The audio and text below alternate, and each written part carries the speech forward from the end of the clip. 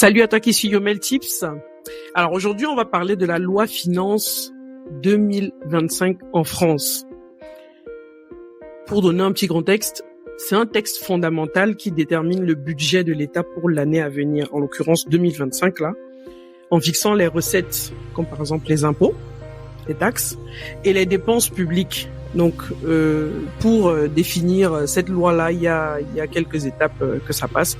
Il y a une phase de préparation, il y a une phase où ça passe au Parlement, et puis ensuite c'est adopté. Donc, et on le publie au journal officiel. Il se trouve que l'adoption définitive a été faite le 15 février dernier. J'aimerais donc mettre l'accent sur 3 points qui touchent l'immobilier et le logement dans cette loi-là. Le premier point, c'est l'élargissement du prêt à taux zéro. Le PTZ, vous avez déjà dû entendre parler du PTZ. C'est un dispositif qui aide les personnes à devenir propriétaires de leur résidence principale en finançant une partie de l'achat sans intérêt.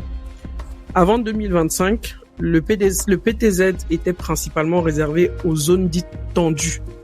Donc là où les gens ont du mal à trouver les logements, par exemple. Et avec cette nouvelle loi-là, le PTZ est étendu à l'ensemble du territoire. Donc que ce soit une zone tendue ou pas, on peut avoir droit au PTZ pour tout ce qui est logement neuf. Donc par contre, c'est sous condition de ressources. Et ça va être appliqué à partir du 1er avril 2025 là, jusqu'au 31 décembre 2027. So, pour ceux qui veulent en profiter, allez-y. Concrètement, tu veux acheter un bien dans ta ville, tu peux désormais bénéficier du prêt à taux zéro, quel que soit l'endroit où tu te trouves, à partir du moment où ton bien est dans le neuf. Et si par exemple ton bien coûte 200 000, tu peux te retrouver à payer 50 000 euros sans intérêt, si tu rentres dans les conditions, bien évidemment. Le deuxième point, c'est l'augmentation des droits de mutation à titre onéreux. Donc, par abus de langage, on appelle ça souvent les frais de notaire. Mais les frais de notaire, c'est quelque chose d'un peu plus large. Parce que dans les frais de notaire, on a ces frais de droits de mutation là. On a les débours, donc les frais que les notaires avancent pour faire un certain nombre d'actions. Et on a les honoraires du notaire. Donc là, il s'agit uniquement des droits de mutation. Ça représente quand même 80% de ce qu'on appelle les frais de notaire. Donc ces frais-là, avant, ça représentait à peu près 4,5% du prix d'achat d'un bien. Aujourd'hui, les départements ont le droit de pouvoir augmenter de 0,5% ces frais-là. Ça fait que ça peut faire augmenter d'au moins 1 000 euros les frais de notaire. Donc ça va augmenter un tout petit peu les frais de notaire pour les achats de biens dans l'ancien, parce que ça ne concerne que l'ancien. Dans le neuf, les frais de notaire sont déjà très très avantageux.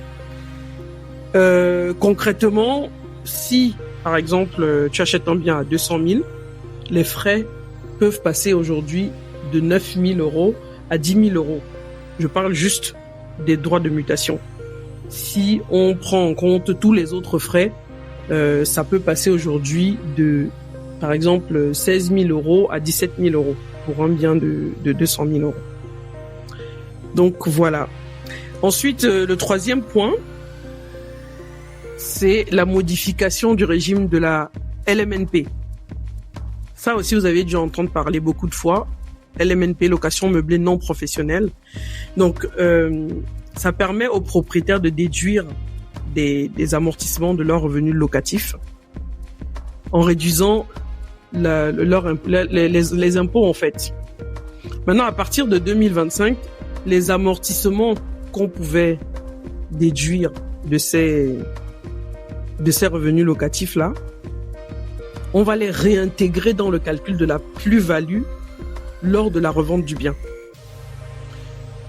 Par exemple, ça donne quoi? Si tu as acheté un appartement à 200 000 euros, je reprends mon exemple, à 200 000 euros, et que tu as, par exemple, pratiqué 50 000 euros d'amortissement, le prix d'acquisition retenu pour le calcul de la plus-value, ce sera 150 000 euros.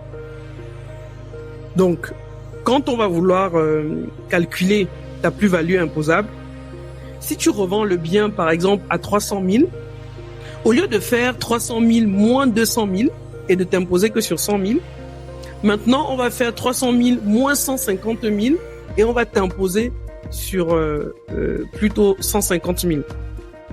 Donc, ça fait que, bon, on paye un peu plus cher les impôts au moment de la revente. L'alternative pour ceux qui sont confrontés à cette situation-là, c'est d'envisager de passer au régime de la location meublée professionnelle. Donc ça offre des avantages fiscaux différents, mais ça implique aussi des obligations un peu plus strictes. Donc il faut bien évaluer ces options avant de changer d'option. Voilà les 3 points dont je voulais vous parler. N'hésitez pas, si vous avez des questions, posez vos questions en commentaire. Ces mesures-là, c'est pour faciliter l'accession à la propriété à un certain nombre de personnes, mais c'est aussi pour encadrer la fiscalité, surtout de la location meublée. Donc, il faut bien comprendre tous les changements qui arrivent pour pouvoir en tirer parti ou anticiper les impacts sur vos projets immobiliers. Je vous dis à très bientôt pour une nouvelle vidéo. Salut!